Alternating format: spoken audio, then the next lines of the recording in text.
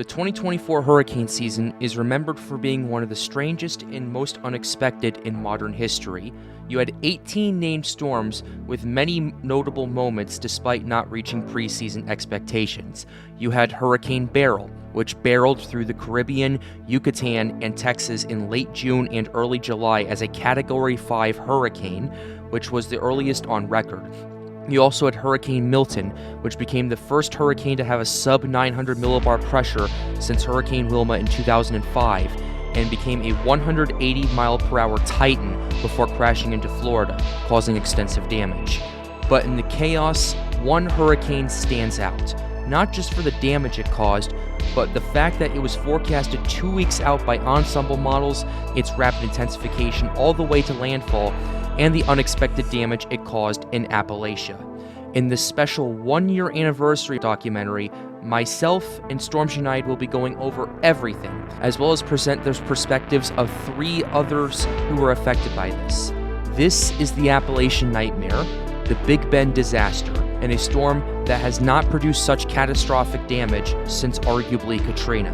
This is Hurricane Helene, the full story, from ensembles, intensification, to devastation.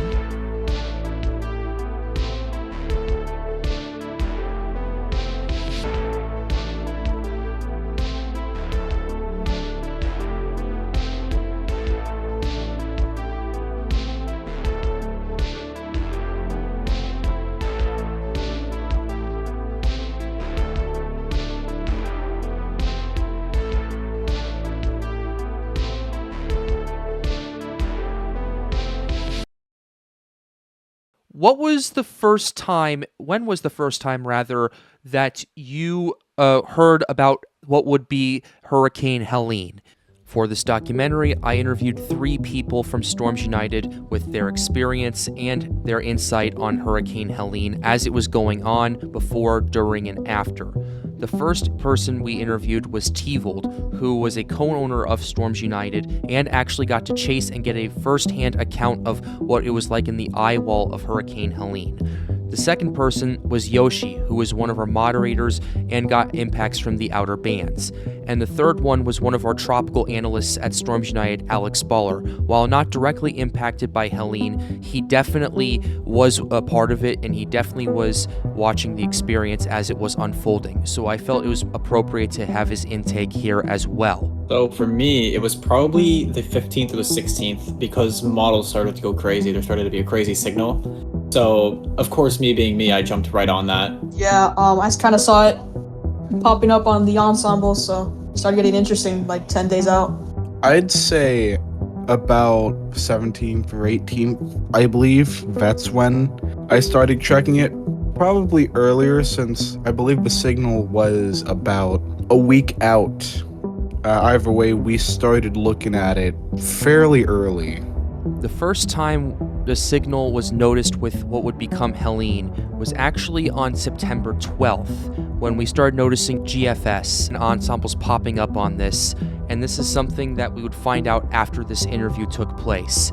And there's the ensembles for you right there, just to prove that. We knew 2 weeks out that there was a strong signal with this, and we needed to pay very close attention to it as the signal continued to grow and continued to grow more and more consistent as the days continued to go on. First time this was mentioned on the Pat's Path Predictor channel was somewhat in passing at the beginning and near the end of the video on September 13th. And we were talking about the ensembles, but we weren't 100% sure of what was going to happen. All that we knew was that there was a strong signal and we needed to pay attention to it.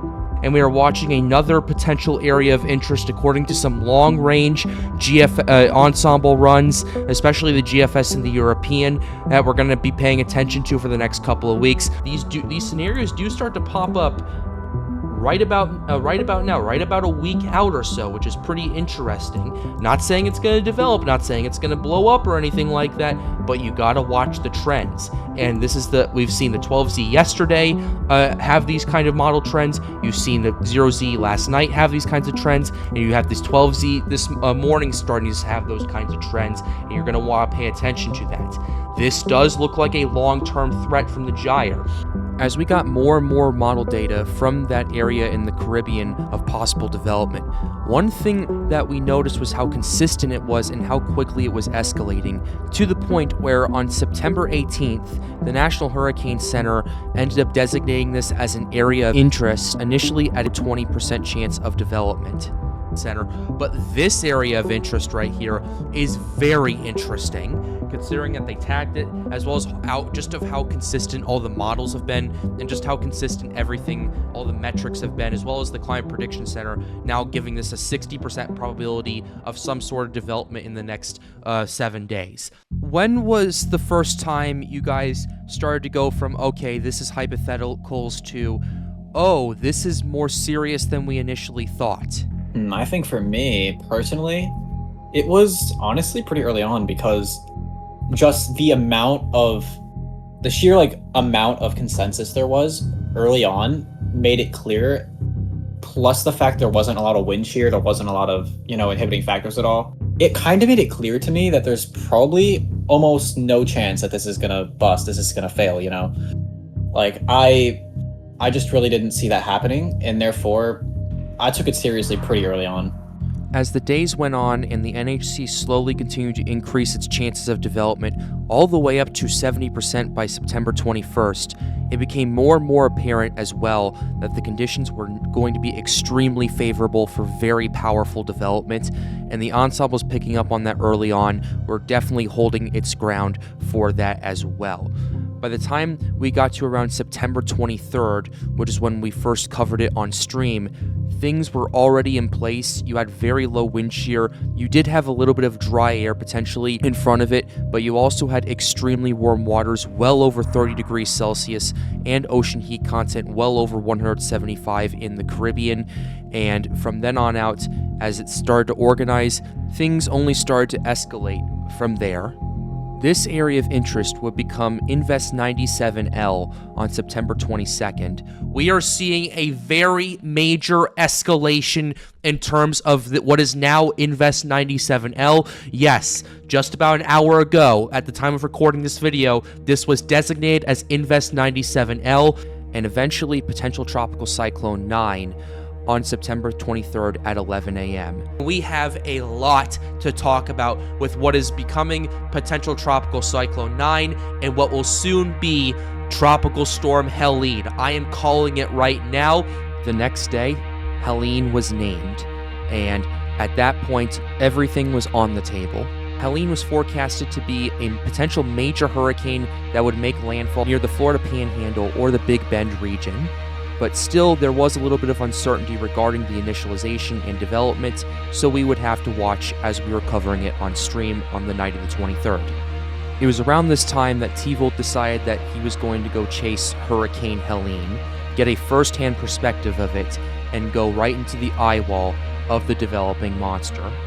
I would say the 23rd, because that was around the time when everything started to get real, I would say.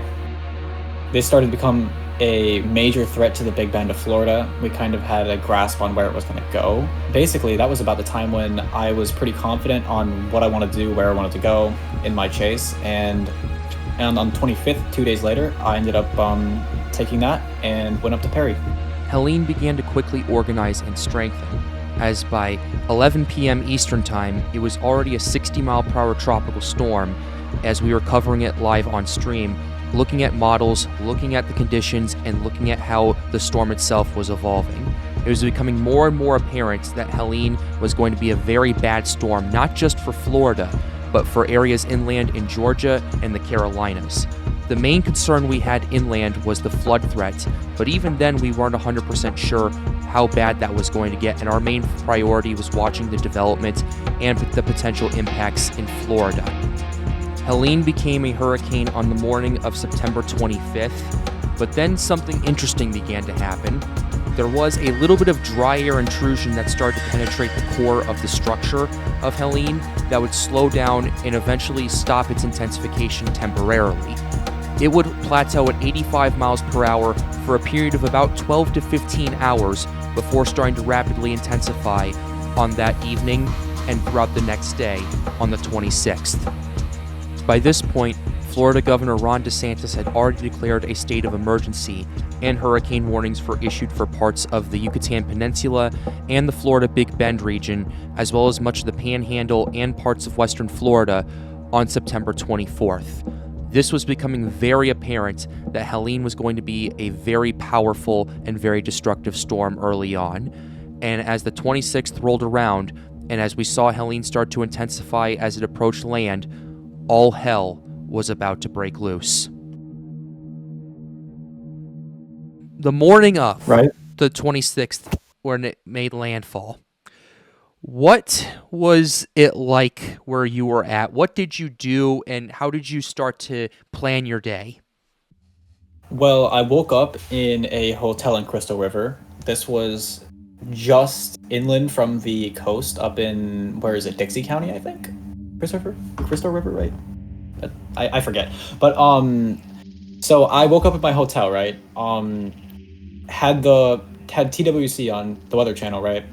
And I woke up and saw that Helene was a Category 2 hurricane, 105 miles an hour. And look out the window, it was cloudy with a light breeze, intermittent showers.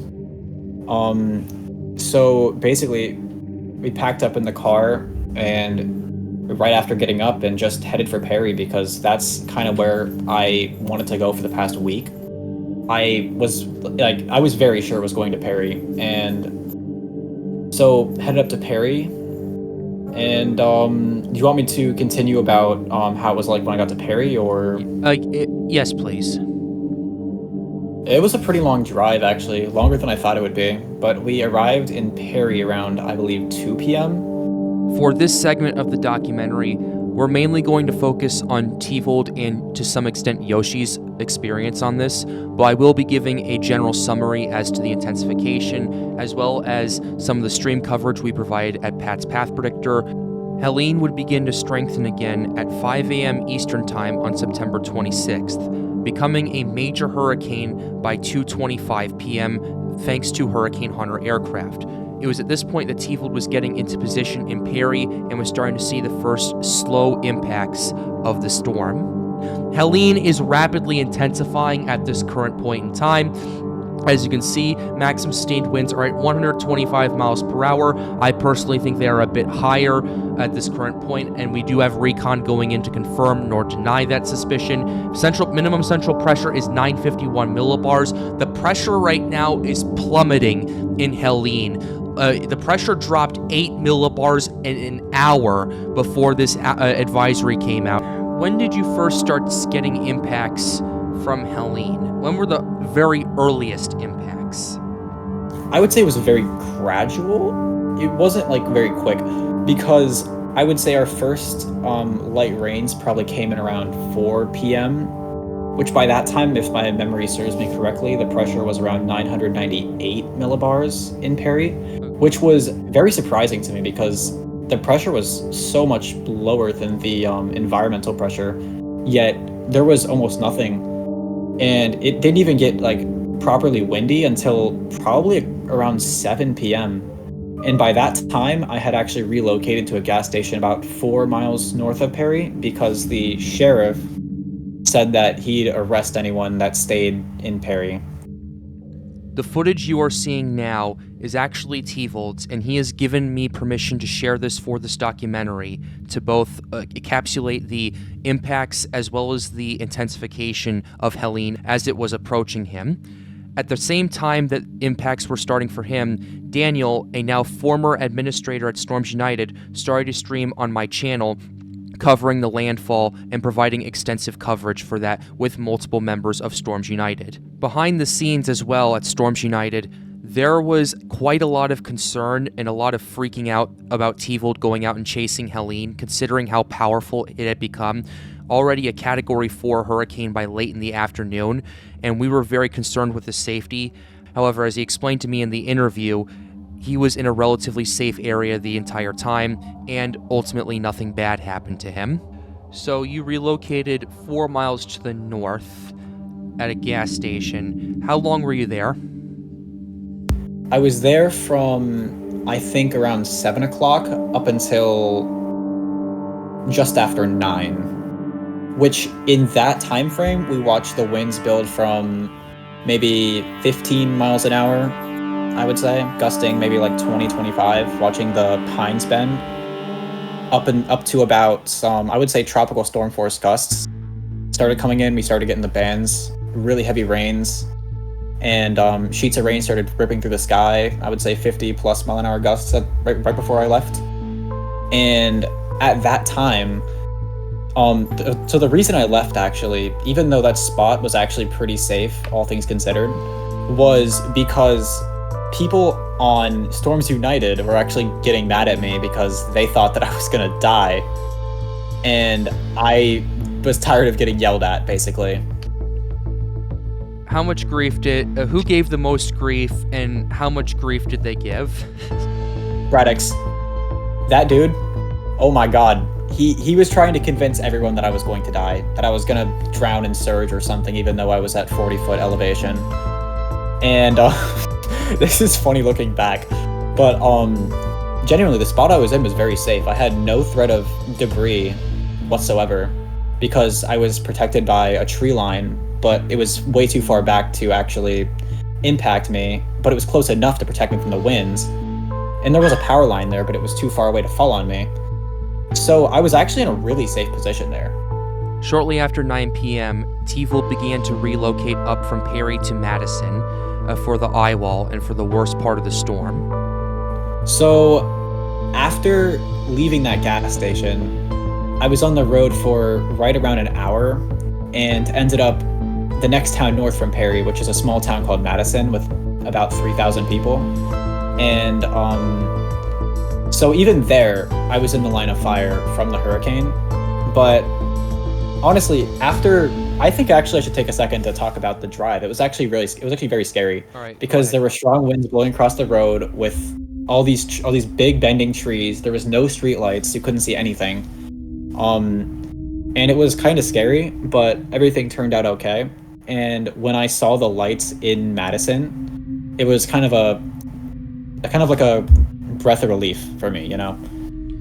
After a while, TVOL arrived to Madison and initially set up near a cell tower, but as the wind started to pick up, he started to relocate towards a parking garage where he would ultimately stay for the rest of the night. When I first got there, I stopped at a gas station, actually, in the town center, or like near the town center, in the parking lot.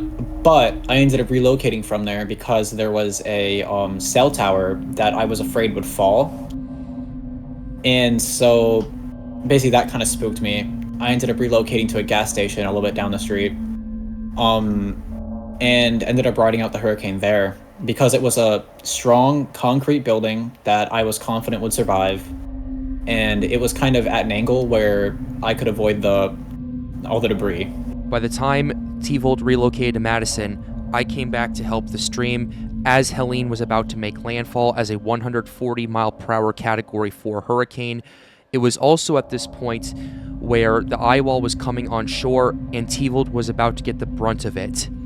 In a couple of minutes, you'll hear the worst part of Helene's eye wall that TVOL was able to get, and I will let it play out, but I want TVOL to describe it first before I show you the full unedited footage. This is actually interesting, and I actually do have some to say on this, some stuff to say. Right. The outer portion and the inner portion were actually different. So the outer eye wall actually wasn't a ton stronger than the inner rain bands a few minutes before. We had wind gusts maybe 80 to 90 miles an hour. It was very strong, yes, but definitely not what you'd expect from a major hurricane eye wall. But the winds were still howling, obviously. We started to see pieces of metal fly down the street, pieces of buildings, because obviously we're getting these big gusts. But it wasn't until the inner eye wall, I would say, when we saw a really big, probably 100 plus mile an hour wind gusts. And around that time, I would say the price started around 11:38 p.m. was when we got into the inner eye wall, when we got the really big winds.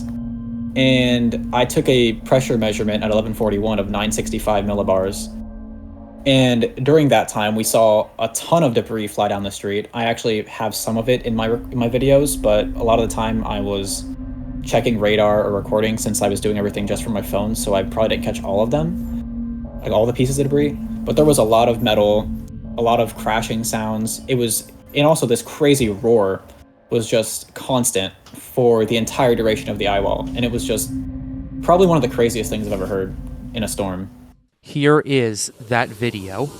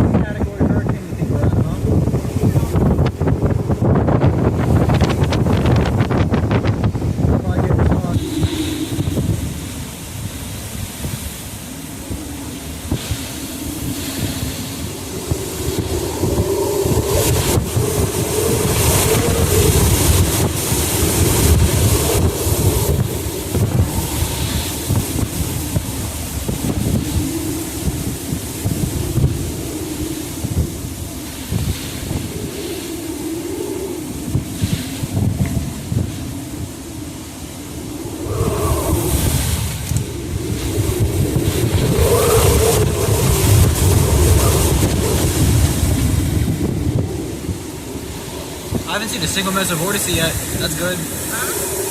No mesovortices yet. That's like a mini tornado. I haven't seen any yet. Irma had a ton. This, I haven't seen one yet, so I think we're good. Those will flip your car.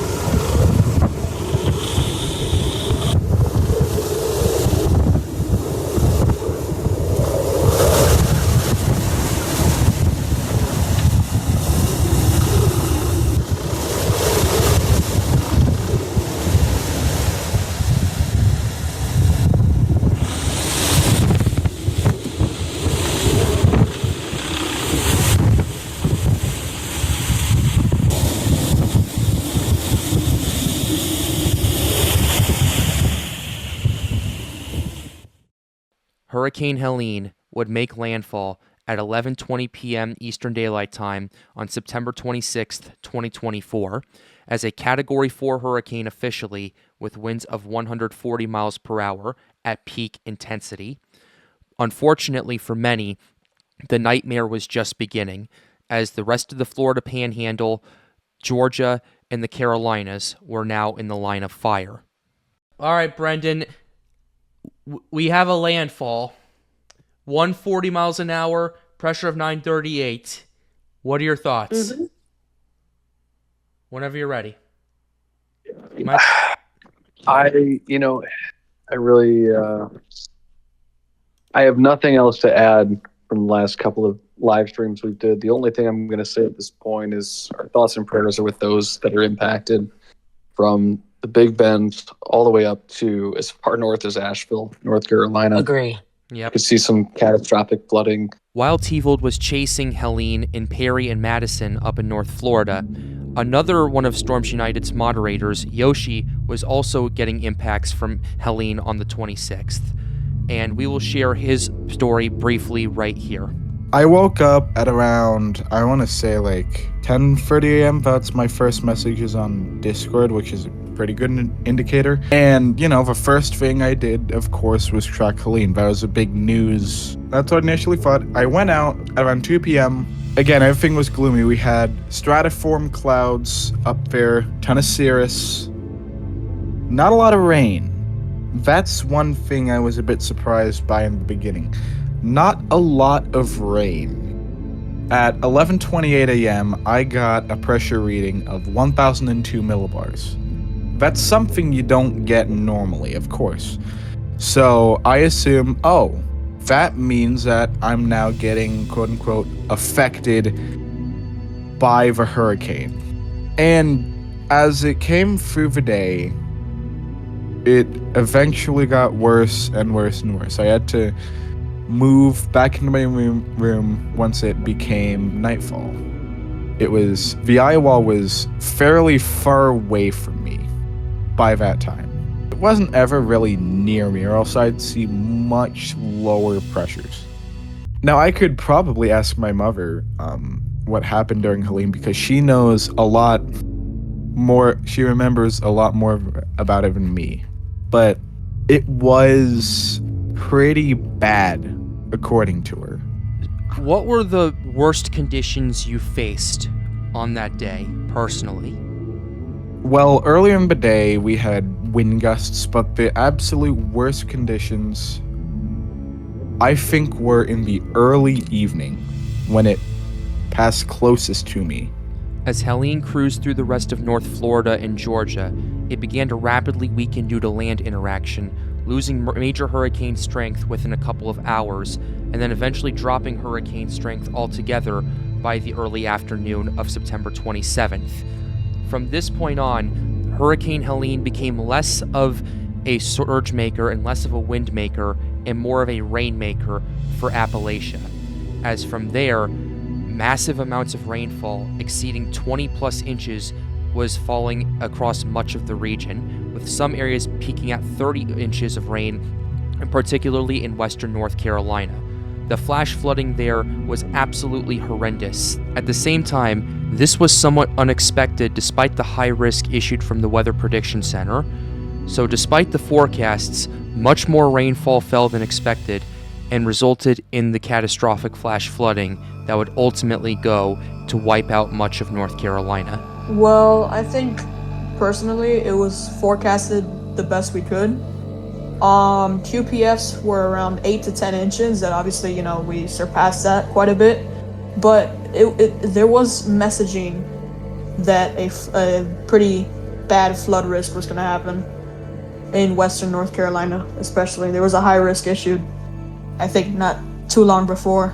I do want to preface with this. There's a difference between forecasting the best you can and forecasting well. It's a very sad thing that there is a difference between that. But sometimes models and our current meteorological forecasting capabilities don't hit the spot, and this was one of those here.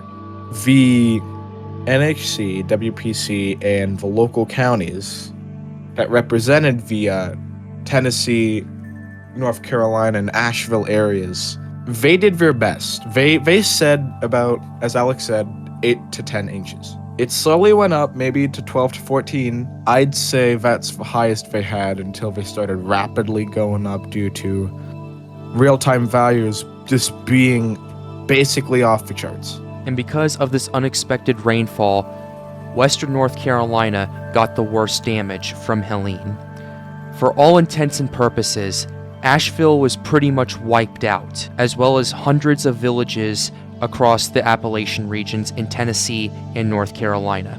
This was also where the most fatalities took place due to flash flooding, with hundreds dead and missing, even still to this day. After September 28th, the remnants of Helene started to dissipate and started to move out of the region, and by the 29th, the rain had mostly stopped, leaving behind a path of absolute hell and destruction.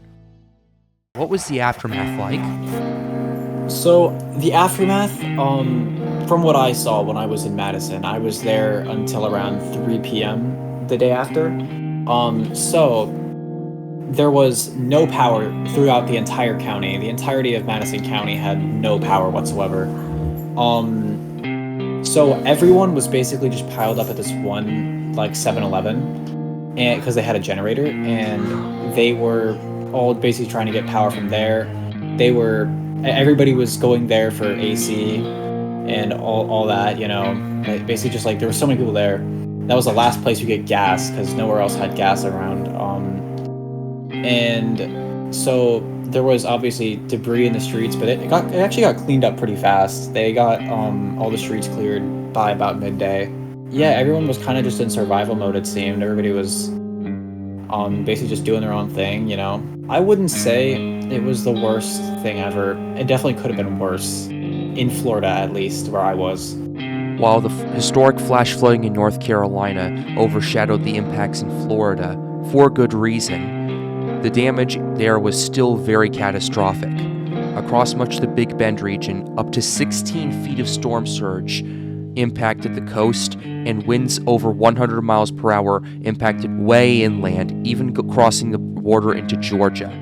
In Tampa Bay, storm surge of over 7 feet was recorded, causing major flooding across much of the region. While greatly overlooked due to the catastrophic flash flooding in the Appalachian Mountains, West Florida also suffered significant damage, and as Yoshi will describe, the results were also catastrophic.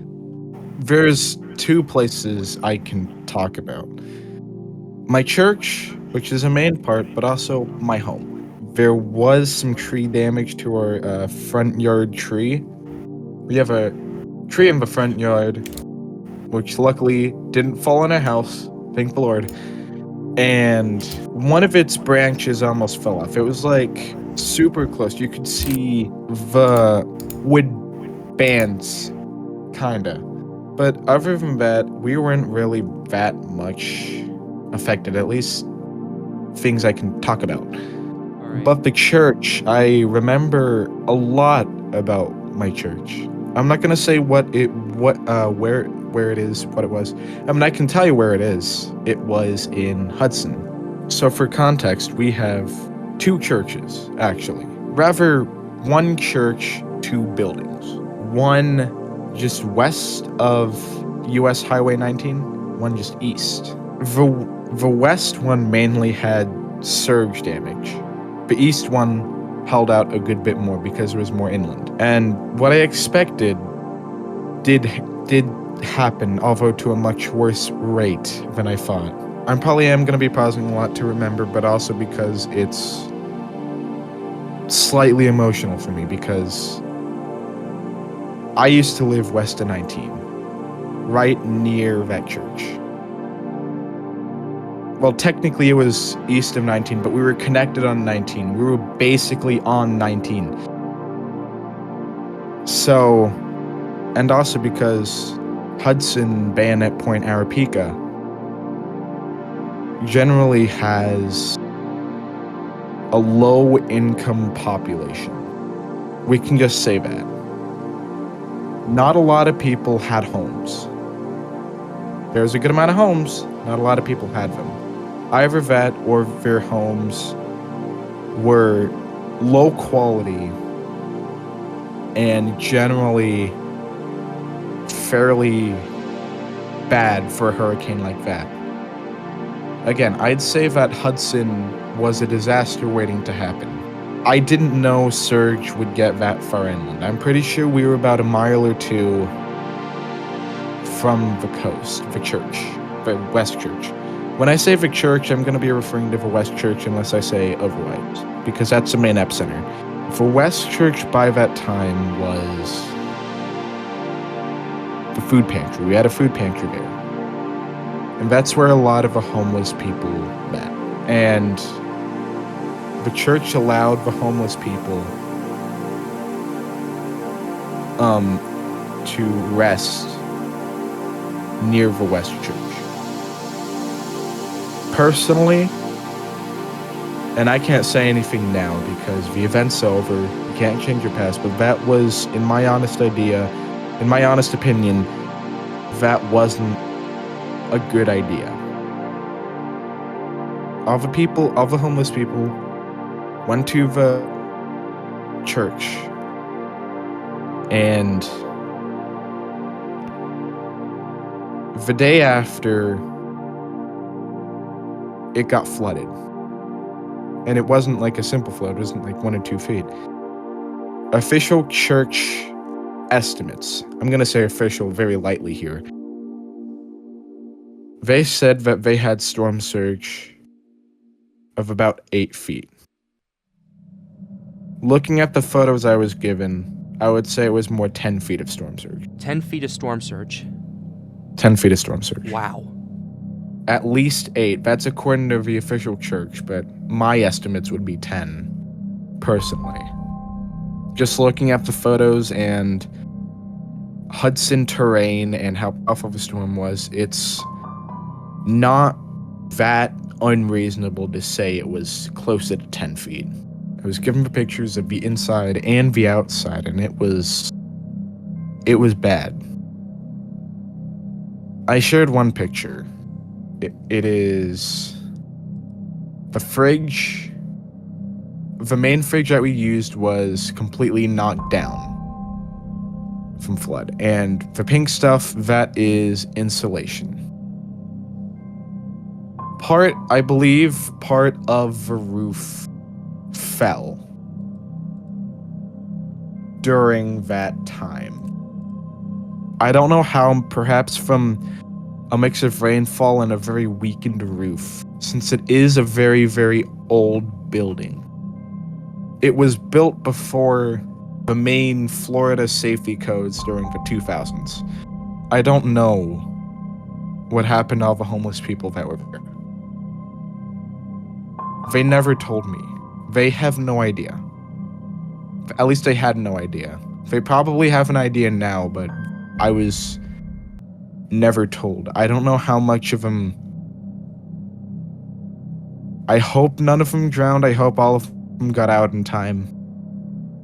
But they were resting at the church that was flooded with like 10 feet of storm surge. I find it hard to believe that everyone made it out there unscathed. In the Appalachians, it truly was an apocalypse. But just to give you a sense of how bad it was, consider that there were 1,400 landslides that were caused by the heavy rainfall of Helene, over 160 water and sewage systems, at least 6,000 miles of roads, more than 1,000 bridges, 126,000 homes, and 220,000 households were wiped out or damaged. That should give you a general idea of just how bad Helene was in North Carolina and Tennessee. But as time went on, it became apparent to those in the outside looking in that this was the worst flash flooding they had seen in that region in their life, and arguably the worst flash flooding since Hurricane Hazel in 1954. In total, 252 people were killed both directly or indirectly by Hurricane Helene. 108 in North Carolina, 50 in South Carolina, 37 in Georgia, 34 in Florida, 19 in Tennessee, 3 in Virginia, and 1 in Indiana. The damage of Hurricane Helene is totaled at $78.7 billion, $60 billion of which was in North Carolina alone due to the flash flooding and mudslides. This undoubtedly was one of the worst natural disasters in American history, and the long road to recovery began and is still ongoing and will likely be ongoing for many communities for many decades to come. What advice can you give that basically just for the future, number one, from the side of being impacted, and number two, from a chaser's perspective, especially for Tevold, could you give? And I would say, if you ever are in North Carolina and you see something that kind of looks like this again, I mean, need I even say it? You got to get out. The flooding up in the mountains, mudslides, and just like the rainfall running down the mountains and just like trapping in those valleys, it can just be so destructive. And that's just something that you have to always keep in mind with. And for the people in Florida and Georgia, especially Florida, I would say, that were affected by Helene, I would say that please don't use this storm as a comparison if you're ever about to get hit by another one of similar intensity. Because I would say, at least for the Florida impact, it definitely could have been worse. There have been a lot worse Category 4 impacts. This was one of the most tame ones I've seen. So if you're ever in a Category 4 and your home survived Helene, please don't think that it's going to survive another Category 4. That's all I'm going to say. I'd say, at least from my experience and what I just talked about, in hurricane scenarios, one of the most important things is protecting lives and whatnot. And so that also means you got to look out for those who are, I don't want to say quote unquote below you, but below you in terms of economy and opportunity. That's one of the biggest things I can say, right? Especially the homeless, people who already can't defend themselves from storms like this. That's one of the most important things I really got to say here. While there is some controversy regarding Hurricane Helene's intensity at landfall, how strong do you think it was when it made landfall and where it was at when it was in Madison? Ooh, this is a very controversial topic in the weather community because a lot of people think Helene wasn't actually a Category 4 at landfall. And in my opinion, well, I mean, it's a very heated topic, I would say, in weather itself. In my personal opinion, I mean, don't get mad at me, I think it was a Category 3 landfall, not a 4. And the categories really don't mean a lot because it's really about the impacts. It's not about just the wind speed itself. And this was more of a flood event. Well, obviously it was a huge wind event. It did so much wind damage, but I would say first and foremost, it was a flood event. One thing that cannot be disputed was just how destructive it was. It caused a massive amount of devastation from Florida through Georgia, all the way to the Carolinas, and most infamously in the Appalachian Mountains. Entire towns were wiped out, thousands of roads destroyed, thousands of bridges gone, and hundreds of thousands of families' lives changed forever. Hurricane Helene is a cautionary tale that it's not just the wind, it's not just the storm surge that gets you. It's also the heavy rainfall that can cause the worst damage of them all. And that's the main message we can get from this. Helene was a tragedy for much of the southeastern United States. And while we can hope that a disaster like this never happens again, the truth is, as forecasting continues to improve, and as we get more data and more models out into the world, one thing is for certain, there are a lot of unknowns. And Helene's unknown happened to be the worst of them all. And with that, I'm going to go ahead and close the documentary right here. I really hope you enjoyed it. I thank Tevold, Yoshi, and Alex for coming on and having the interviews and taking the time out of their day to help contribute to this documentary. Without them, as well as Storms United, this documentary would not have been possible. If you'd like to see more documentaries like this, feel free to like this video and subscribe to the channel if you are new. That way I know that you enjoyed it. And for those that were affected, my heart, thoughts, and prayers are out for you. And with that being said, have a wonderful day, guys. Stay safe.